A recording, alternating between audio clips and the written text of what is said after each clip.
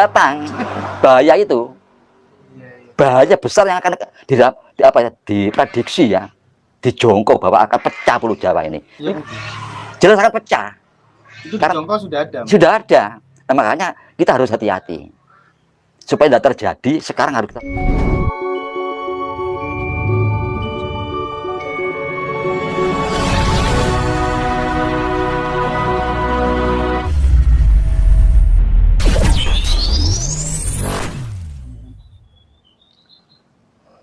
Mbak Gatot terkait dengan apa namanya, sekarang ini kan Indonesia dikatakan darurat bencana, darurat tsunami, bahkan ada banyak analisa dari beberapa praktisi spiritual kalau sampai ini laut pantai selatan bisa tsunami, maka ini banyak nyawa yang akan menghilang dan lain sebagainya.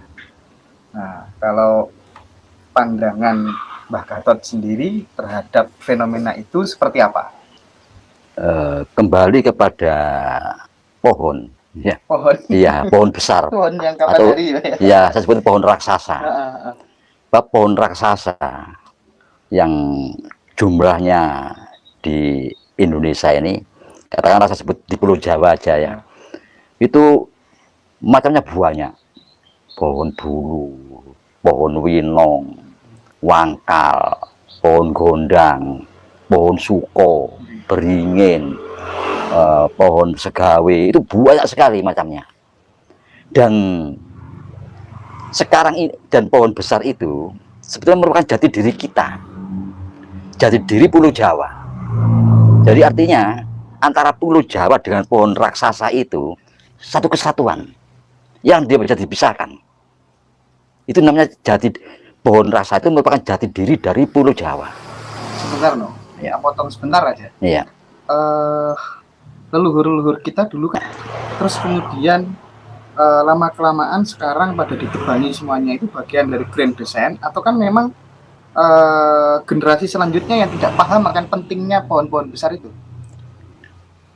Saya tetap berpegang pada yang pertama, grand design itu. Sebab grand design itu sendiri yang membuat anak-anak muda tidak paham. Dibuat tidak paham. Jadi maka saya sebutkan bahwa sampai sekarang kalau dihitung tidak terlalu jauh ya, setelah kita merdeka, kehilangan pohon raksasa di Pulau Jawa ini ya. Jadi gunung-gunung yang ada di Pulau Jawa, mulai dari timur sampai ke barat itu pondasi. Tapi di samping itu kita tidak bisa meremehkan pohon raksasa, di mana di lembah Pulau Jawa ini, kaki gunung dan lembah itu habis tidak hanya ratusan ribu, mungkin jutaan yang habis itu. Saya masih kecil, setiap dusun minimal ada 5 pohon raksasa itu. Ada 5 minimal. Bisa di punden ya, terus di Motopatan di dusun. Tiap pinggir dusun dikasih 2, satu-satu pohon raksasa itu. Juga di tempat-tempat khusus seperti balai desa, rumah bupati, atau kantor bupati, kantor kepedanan, itu ada pohon raksasa itu. Nah itu kalau kita hitung dengan luas Pulau Jawa ini, kita sudah kehilangan puluhan ribu, ratusan ribu, bahkan mungkin jutaan habis pohon raksasa itu. Padahal pohon-pohon raksasa itu merupakan jati diri Pulau Jawa. Jati diri. Iya, jati diri, satu kesatuan antara pohon-pohon raksasa itu dengan pulau itu satu kesatuan yang utuh, tidak bisa dilepaskan. Nah, sekarang kita bicara tentang manfaat pohon raksasa itu atau fungsi dari pohon raksasa itu. Gunanya untuk apa? Ya, atau kalau lebih keren lagi dikatakan apa yang dikerjakan oleh pohon raksasa itu. Yang dikerjakan itu apa? Satu, beliau itu membentuk sumber air, ya sumber air, mampu membentuk sumber air. Ya, kedua, dan sumber air itu air bersih, air layak minum. Kedua, akar-akar pohon raksasa ini mampu menetralisir air, sekeruh apapun dinetralisir menjadi layak minum tanpa proses. Ini kemampuan, ini ciptaan Tuhan ya, kemampuan dari akar pohon raksasa itu. Ketiga, Pohon raksasa itu merupakan pabrik oksigen yang tidak bisa digantikan. Pabrik oksigen tidak bisa digantikan. Nah, berikutnya, pohon raksasa itu menjaga kontur tanah, ketinggian tanah dari permukaan laut. Dijaga, bahkan menambah tinggi, terus bertambah tinggi. Dengan adanya pohon raksasa ini. Dengan hilangnya pohon raksasa, tanah itu menurun. Sekarang sudah turun berapa meter Pulau Jawa ini dari permukaan laut. Sudah jauh sekali turunnya itu. Sehingga air dari air hujan langsung bablas ke laut. Dan jalannya air hujan ini, ya arusnya itu lamban. Karena menurun kan, menjadi letter gini. Di samping tidak terserap oleh tanah, tidak ada teknologi alam yang menyerap. Apa itu? Ya akar pohon raksasa ini yang menyerap. Bablas ke laut dan jalannya pelan. Itu pasti banjir kan. Nah, dan akhirnya apa? Air laut terserap ke dalam. Terserap masuk ke dalam. Terkikis kita. Nah, dan lagi pohon raksasa ini mampu menseimbangkan 4 unsur alam itu. Unsur tanah, air, udara. Itu diseimbangkan, ada keseimbangan unsur di situ. Jadi betapa besar manfaat pohon raksasa itu. Tapi akhirnya satu persatu dipotong tanpa alasan yang jelas. Ini kata-kata ini tanpa alasan yang jelas. Atau mungkin kekhawatiran ini, kekhawatiran apa?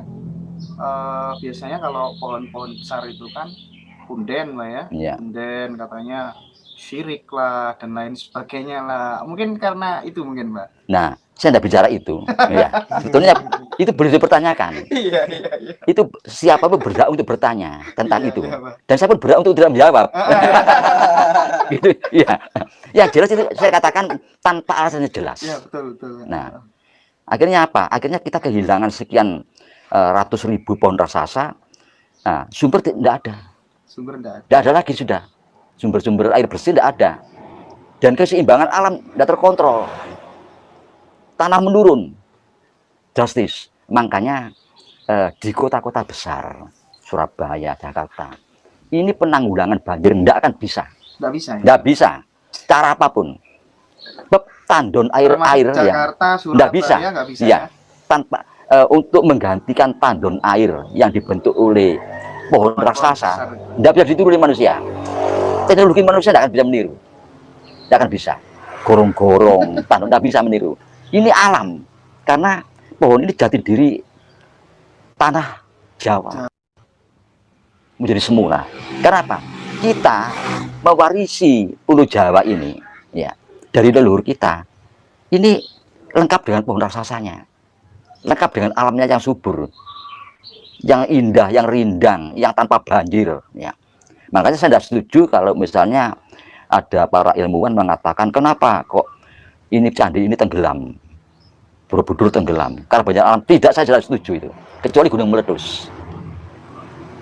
Nah, tsunami tidak ada tsunami itu karena pada rasa kita masih lengkap, masih utuh, tidak mungkin ada tsunami. Dulu tidak mungkin, iya. Nggak mungkin ada. Kalau tentang itu bisa kita nanti bicarakan tersendiri.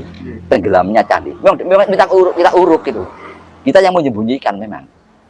Menjelang mau dihantam oleh gitu, iya, ada teknologi pengurukan. Yang itu ada mitosnya kan itu. Mitosnya kalau dibedah secara rasional akan ketahuan pada saat kita mau digempur dan kita tidak akan menang. Kita uruk semua candi itu. Bukan karena bencana alam. Nah, kita memprediksi wah bencana alam. Ini akan terjadi lagi. Nah, oleh karena itu sekarang tidak ada cara lain kecuali kita mengembalikan alam ini seperti dulu, sebagaimana kita waktu menerima dari leluhur kita. Nanti kita mewariskan kepada cucu kita utuh seperti kita menerima dari leluhur itu. Kita berbuat tapi kita tidak menerima akibat dari apa yang kita berbuat, tapi anak cucu kita nanti yang anak cucu ya, waduh, kita bisa membayangkan kalau sekarang seperti ini 50 tahun lagi gimana. Andai kata tidak ada gerakan menanam pohon ini, iya. Karena pohon raksasa itu kan sangat mudah dicari bibitnya, sangat mudah. Tinggal mengambil bibit kecil-kecil itu kita pindah. Dan namanya ruang dan waktu. Artinya apa? Tempat. Tanah. Satu pohon minimal 300 meter persegi. Itu Minimal satu pohon. Paling enggak 250 meter persegi. harusnya perhutani sadar Nah. itu, Mbak. Menteri Kehutanan malah. Enggak, itu bukan di hutan loh, di lembah. Di lembah ya. Di Jakarta, di Surabaya, iya. di kota-kota itu. Problemnya ya tanah itu. Iya. Nah, sekarang kalau satu pohon itu butuh lahan 300 meter persegi. Itu kalau bagaimana kalau satu pohon ini yang mampu memproduksi sumber air bersih layak minum dinikmati oleh 100 kakak dalam waktu 50 tahun. Iya. Berapa nilainya? Iya. Tidak sebanding. Iya, enggak ada apa-apanya harga itu. Kita keluarkan Iya, beli tanah. enggak ada apa-apanya. Menanam Nah, pohon besar tadi. yang kedua tentang waktu. Pohon sekarang ditanam, baru 50 tahun akan datang. Bisa berfungsi, bisa bekerja dengan maksimal pohon itu. Membentuk sumber, di ketinggian tanah. Tapi memang bahaya itu 50 tahun akan datang. Bahaya itu. Bahaya besar yang akan diprediksi ya. Dijongkok bahwa akan pecah Pulau Jawa ini. Ya, 50 tahun akan datang, iya. Jelas akan pecah. Itu di Tiongkok sudah ada. Sudah ada. Nah, makanya kita harus hati-hati. Supaya tidak terjadi, sekarang harus kita tanam pohon raksasa itu. Demi 50 tahun akan datang.